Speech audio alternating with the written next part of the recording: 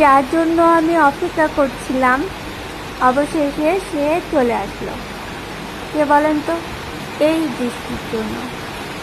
আজকে সারাটা দিন যে রোদ আর একটা ভ্যাপসা গরম, অস্থির লাগছিল, কখন বৃষ্টি হবে এটাই আমি চাচ্ছিলাম।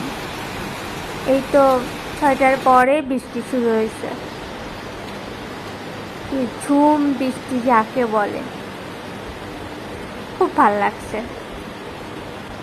বৃষ্টি আমার খুবই পছন্দ, বৃষ্টি হলে খুব ভালো লাগে। আল্লাহ হাফেজ, আপনারা সবাই ভালো থাকবেন।